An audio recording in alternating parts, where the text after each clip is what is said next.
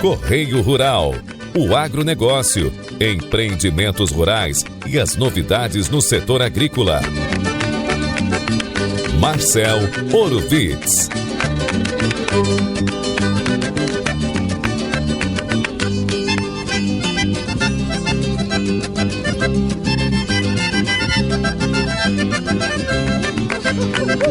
Olá, caro guaibeiro, cara guaibeira. Estamos abrindo mais um Guaíba Correio Rural. Hoje é terça-feira e o nosso programa tem oferecimento de Senar RS. Força para o agro é força para movimentar toda a sociedade. E Banrisul, o app atualizou.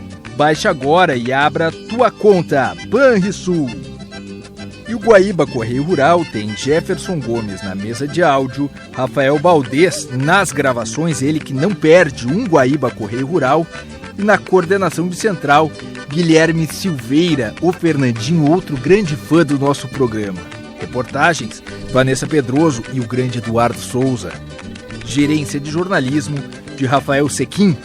Direção geral, de Claudinei Girotti. E edição e apresentação, comigo, Marcel Orovitz, mas claro, o verdadeiro dono deste maravilhoso programa sempre será Sandro Fávero, insubstituível, inestimável e único. Professor Sandro Fávero em breve de volta, mas por enquanto é comigo. Vamos lá, tem agro, tô aonde? Na Guaíba!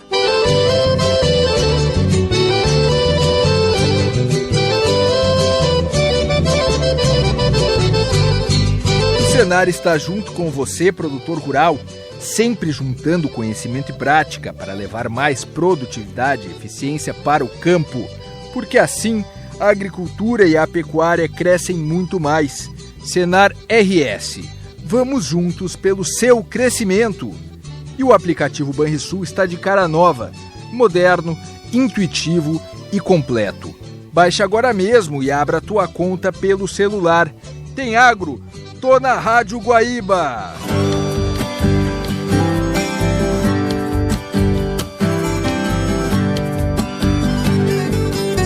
Pessoal, a Secretaria de Agricultura e Pecuária, Produção Sustentável e Irrigação, em parceria com o Instituto Rio Grandense do Arroz, marcou presença em mais um painel da COP30 em Belém do Pará. Com o tema Arroz Sustentável, o Brasil como referência global em produção responsável, foi apresentado o potencial do arroz gaúcho, com destaque para as iniciativas desenvolvidas pela autarquia no incentivo às práticas sustentáveis na orizicultura. A diretora técnica do IRGA, Flávia Tomita, explanou sobre o sistema arroz que utiliza de práticas responsáveis como a rotação de culturas. Vamos conferir. O IRGA vem trabalhando, com foco em sustentabilidade.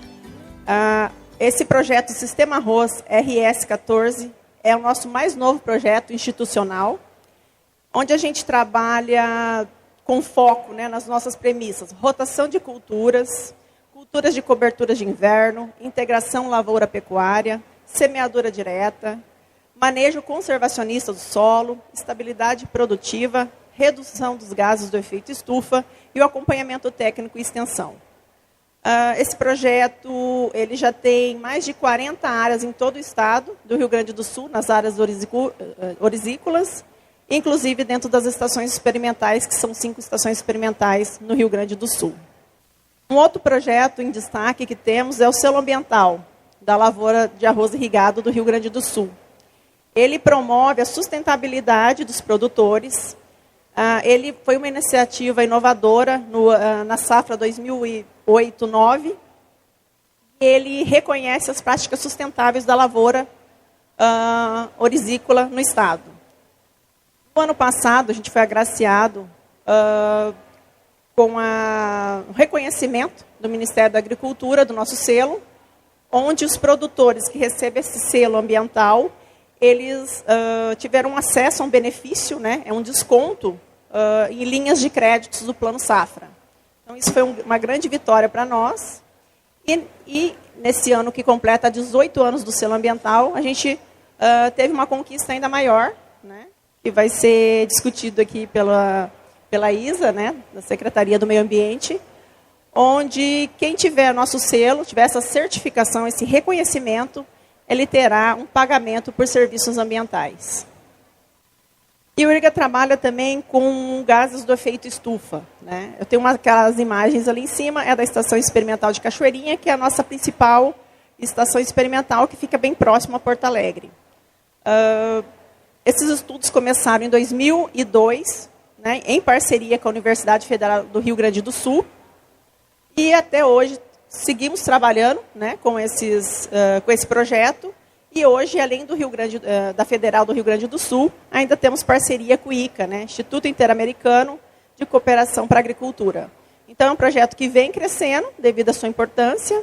A gente trabalha com diferentes tecnologias dentro desse projeto. Então, a gente avalia o preparo antecipado do solo e a mitigação de gases, o efeito estufa, o plantio direto, os regimes hídricos, né, alternativos, a rotação de cultura com a soja, e os genótipos de arroz.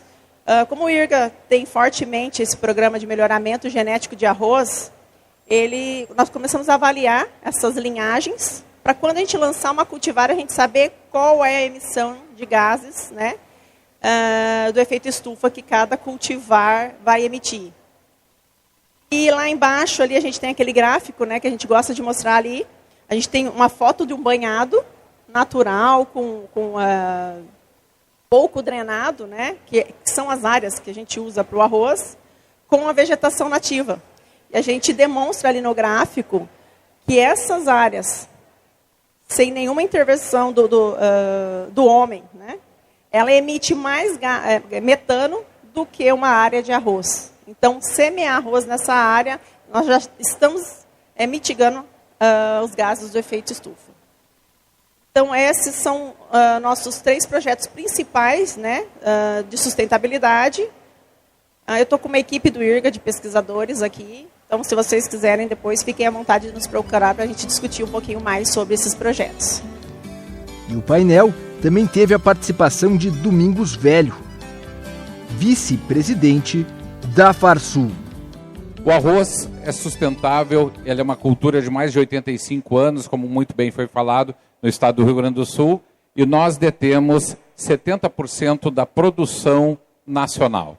E dessa produção nacional, que tem mais de 85 anos, ela tem, como muito bem falou aqui a diretora técnica do Instituto Rio Grandense do Arroz, a doutora Flávia Tomita, a responsabilidade de trazer linhagens genéticas, a manutenção de linhagens, a geração de conhecimento, boas práticas agronômicas e, principalmente, o desenvolvimento socioeconômico, ambiental, da sustentabilidade, uma vez que nós temos mais de 50%, ou perto de 50% dos 497 municípios do estado do Rio Grande do Sul que têm uma relação de dependência com a cultura do arroz, seja ela de forma isolada ou integrada às demais atividades produtivas. Então, o arroz é extremamente importante dentro do PIB, do Produto Interno Bruto do estado do Rio Grande do Sul. E ele está representado em cima de uma área de 968 mil hectares, uma produção perto de 9 milhões de toneladas do país. Então, é realmente significativa, uma vez que nós pensamos que o consumo nacional é da ordem de 1 milhão de toneladas aproximadamente por mês, nós temos 3/4 da produção gaúcha responsável para a alimentação do povo brasileiro. Em uma área 100% irrigada, ou seja, a segurança produtiva garantida, uma vez que nós tenhamos a irrigação, nós temos a chance do desenvolvimento do potencial total da genética daquelas linhagens, mas principalmente também a segurança produtiva.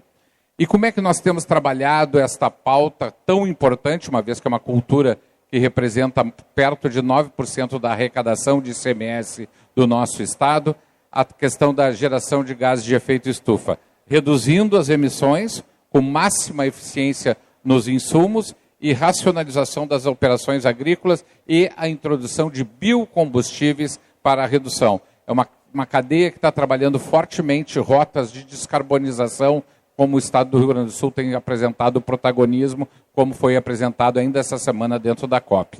E aumentando a fixação e sequestro sempre no solo. E de que forma? Reduzindo os preparos convencionais, e nós temos uma inversão, onde era o preparo convencional com gradagens e exercício de aração, revolvimento de solo, substituído pelo cultivo mínimo ou sistema semidireto ou de plantio direto, fazendo a maior possibilidade da manutenção e estrutura de solo, física de solo, biologia de solo, química de solo, aumentando a questão do sequestro de carbono e armazenagem de carbono e não perdendo esse carbono para a atmosfera através de práticas convencionais de plantio. E como muito bem apresentou, esse é um grande ativo da lavoura arrozeira, é a questão da sua redução, o rice field ali, os campos de arroz, que emitem muito menos que os campos alagados. Estamos dizendo que temos que terminar com os campos alagados, por óbvio que não. Eles têm os seus atributos da biodiversidade, das suas características e a manutenção dos banhados. Mas a cultura do arroz, não só durante o ciclo, mas também com a redução do pousio, cobertura vegetal, ela tem cumprido a pauta de descarbonização, como veremos a seguir. O governo do Estado, pela primeira vez, e aí o selo do IRGA, que tem mais de 18 anos nessa cultura, com mais de 80 anos no nosso Estado, é uma parceria do setor produtivo com o setor público. Pela primeira vez dentro do país, nós temos o pagamento ao produtor rural por práticas agronômicas reconhecidas e sustentadas dentro do Programa de Agricultura de Baixo Carbono Nacional, com reconhecimento pela FAO e pela ONU. Ou seja, produtor e setor ambiental trabalhando de forma complementar e jamais de forma competitiva. Este é o mote, é o âmago da atividade produtiva e o nexo causal executado pelo Estado do Rio Grande do Sul através da sua sociedade civil aliada ao setor público. E os cenários possíveis para comparar e sim termos agora as rotas de descarbonização, onde temos uma cadeia específica do arroz, onde o business as usual, que é o BAU, seria manter, e nós teremos essa rota como meta para a atividade produtiva, ou com descarbonização até 2050, ou uma manutenção. E isso vai nos gerar um comparativo de manutenção da geração de gases de efeito estufa ou uma redução de até 76% nesta rota de descarbonização da cadeia produtiva, com atitudes agronômicas, políticas públicas e associação à pesquisa do setor privado e público, gerando, com certeza, um case de sucesso do Estado do Rio Grande do Sul, este case que vai ser oferecido ao IPCC para ter a metodologia reconhecida pela primeira vez, nós termos dados oficiais do Hemisfério Sul, ou seja, o compromisso dessa COP do presidente, do embaixador André do Lago, de termos dados tropicais de geração de emissões e também, consequentemente, passarmos a trabalhar a pauta não só como mitigação, trabalhando as emissões, mas também a questão da adaptação, que é o balanço de uma cultura ou das atividades produtivas brasileiras. Dessa forma, chegaremos a uma projeção de redução gigantesca na geração das 5 cadeias produtivas que são focos no Estado do Rio Grande do Sul, a qual aqui especificamente o arroz.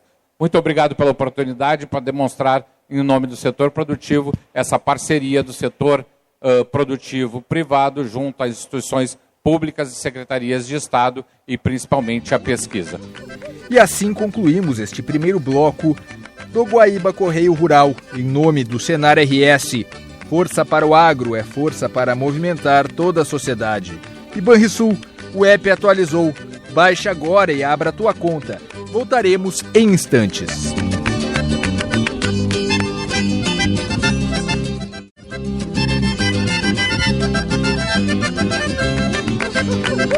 Estamos de volta com o segundo bloco deste Guaíba Correio Rural.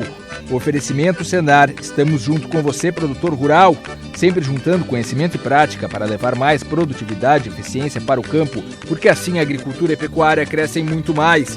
Senar RS, vamos juntos pelo seu crescimento. E o aplicativo Banrisul está de cara nova, moderno, intuitivo e completo. Baixe agora mesmo e abra a tua conta pelo celular. Tem agro, tô na Guaíba.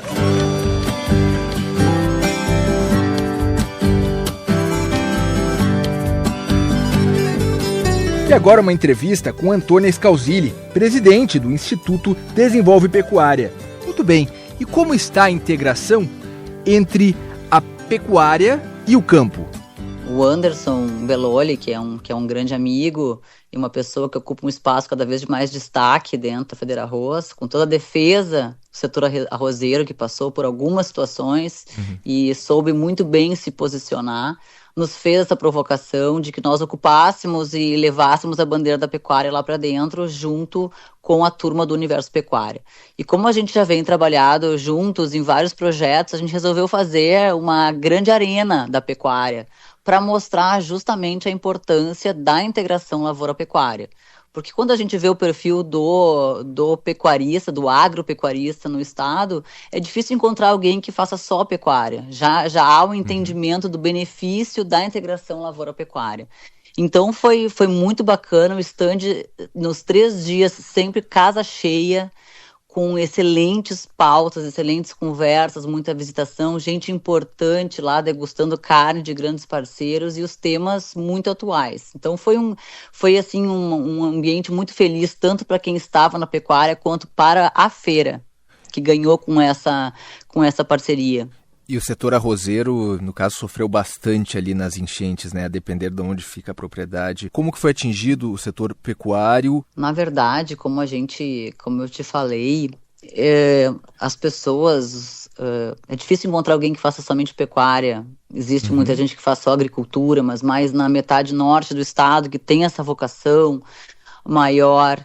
Mas a pecuária foi bastante atingida, a pecuária leiteira, com o rebanho, com a parte genética, pegando bem aquela parte do Vale do Taquari, foi muito afetada. A redução da cadeia produtiva do leite é bárbara. Eu vi números com uma redução de praticamente 50% rebanho, algo nesse sentido. Assim, é realmente muito impressionante a queda da cadeia produtiva do leite, por perda de genética, pela perda de tudo isso que a gente sabe. As lavouras também, e a pecuária de corte com as áreas de agricultura, porque elas entram na área da agricultura também. Então, dependendo da região do estado, a gente teve solos que perderam, solos lixiviados, perda de qualidade de solo, então muito a se recuperar. O poder público tem se portado junto ao setor da pecuária, que assim como outros do agro, também estão aí se recuperando. É um momento muito difícil, né? A gente fala, eu trabalho junto ao governo do estado, eu sou inclusive lotada na Casa Civil, justamente por ser alguém que é do agro e pode de alguma forma fazer esses dois lados, de auxiliar os dois lados nessa interlocução.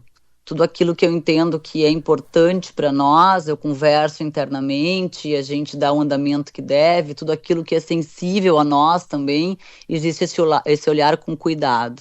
A gente tem no governo do estado um olhar, e o que a gente fala de governo federal é um olhar muito diferente. São tempos muito difíceis, muito difíceis para o nosso estado. A notícia de que não há crédito nem para os menores.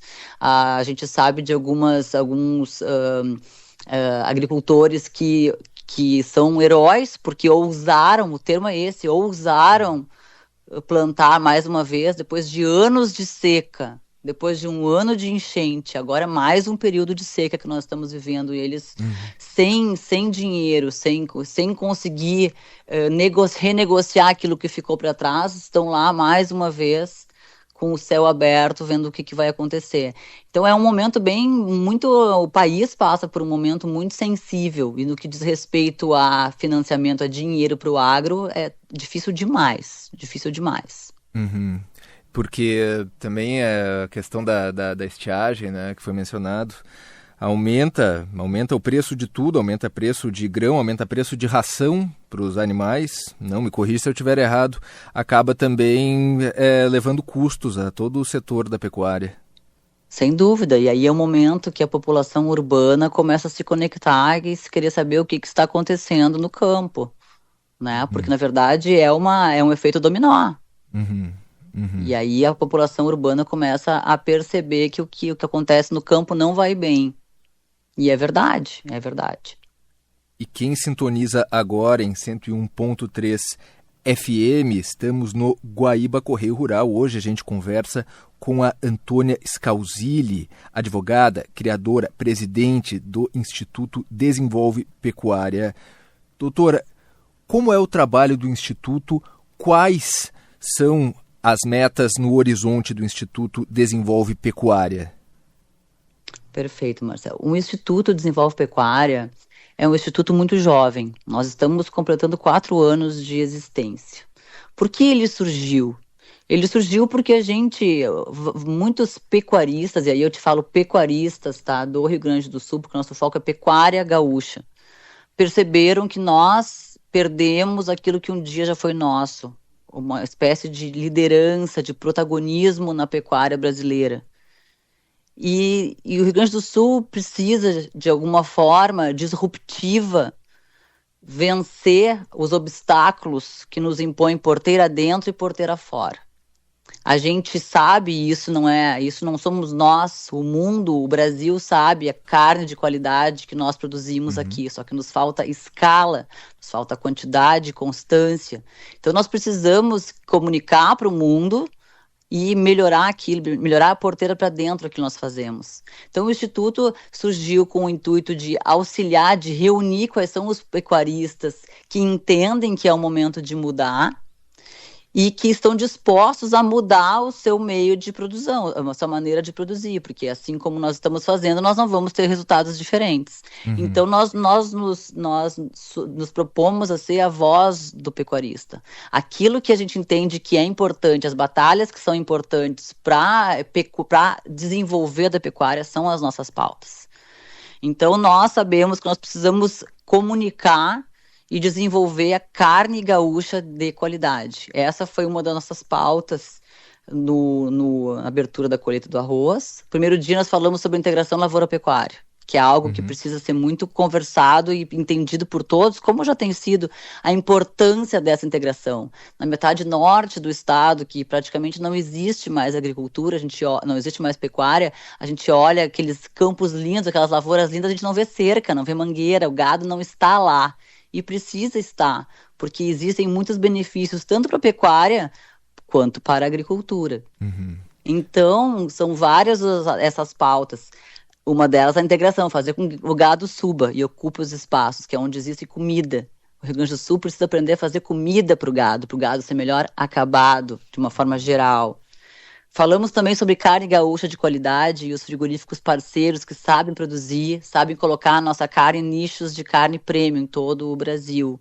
Nós precisamos estar juntos, de mãos dadas, junto com os frigoríficos, e por isso estamos anunciamos no ano passado, o Fundo de Desenvolvimento da Carne Gaúcha, para que nós, os produtores, junto com os frigoríficos, saibamos, então, comunicar essa carne para que o consumidor entenda como é o nosso modo de produção, que é extremamente sustentável, que é responsável ambientalmente, todas as boas práticas de manejo com uma carne britânica com marmoreio diferenciado.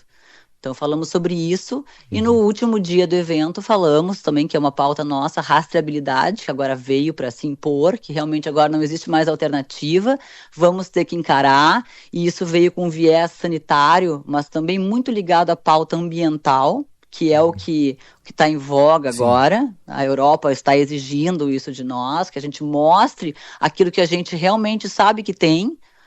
Tá, e isso vai permitir com que nós encontremos mercados melhores para a colocação da nossa carne. É bacana mencionar isso, né? Que o agro e a preservação da natureza andam lado a lado. Muito.